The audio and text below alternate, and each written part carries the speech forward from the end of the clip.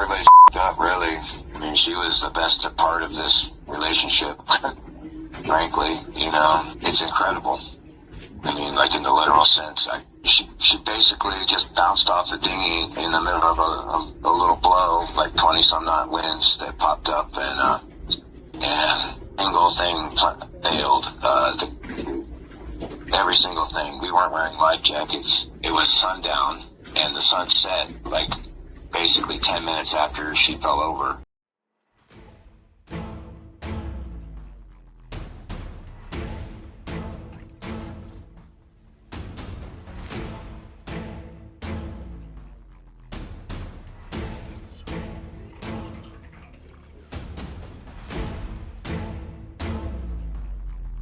Did you catch that laugh?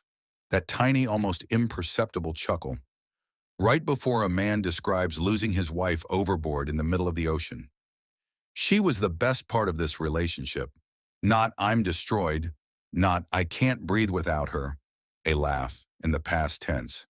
Today we're going to talk about Lynette Hooker, a woman who fell from a boat in the Bahamas and was never seen again. And we are going to talk about the details that almost nobody is discussing. On the surface, Brian and Lynette Hooker looked like a dream.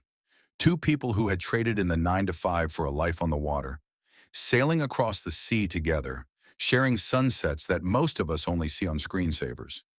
Their social media was a highlight reel of what everyone imagines when they think about living freely. Home-cooked meals rocking gently on the ocean.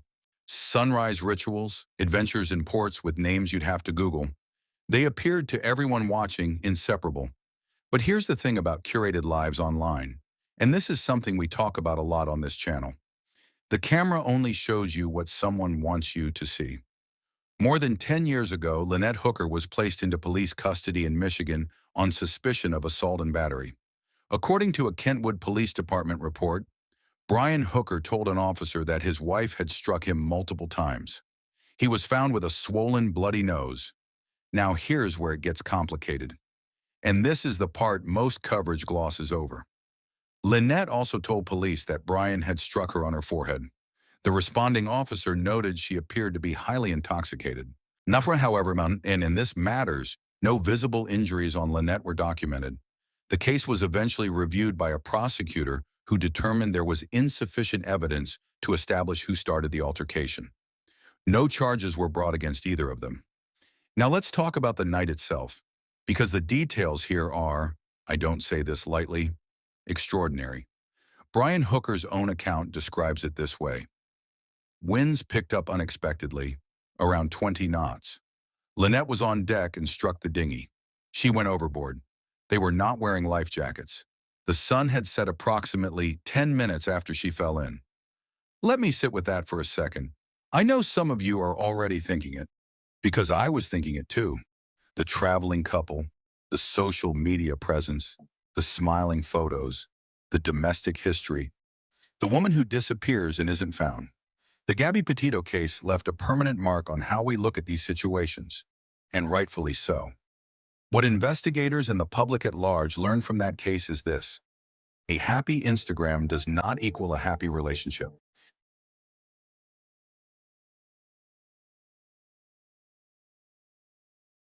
The Petito case, surveillance footage from a Whole Foods in Jackson, Wyoming, captured Gabby and Brian Laundrie just hours before her murder, looking to any casual observer completely normal.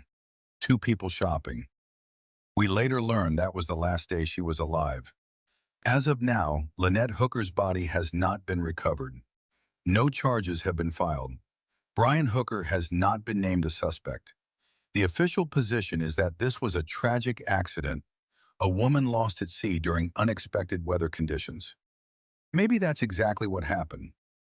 Maybe two people who had a turbulent history were out on the water, the wind kicked up, and in a terrible, irreversible moment, she went overboard and the ocean took her. Maybe. But the laugh at the beginning of this video is still ringing in my ears. And I don't think I'm alone in that. Final question for the comments, and I read every single one of them.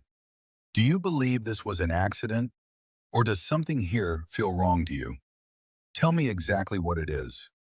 True crime isn't just about the cases that are solved, it's about the ones that linger, the ones where the answers haven't come yet, and the people who deserve justice are still waiting. Lynette Hooker deserves people paying attention. Her mother deserves answers. And that starts with you watching, sharing, and keeping this case in the conversation. If you're new here, welcome. This channel is where we go deeper than the headlines and ask the questions that need asking.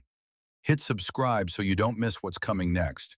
And for those of you who've been here a while, thank you. You make this work matter. I'll see you in the next one.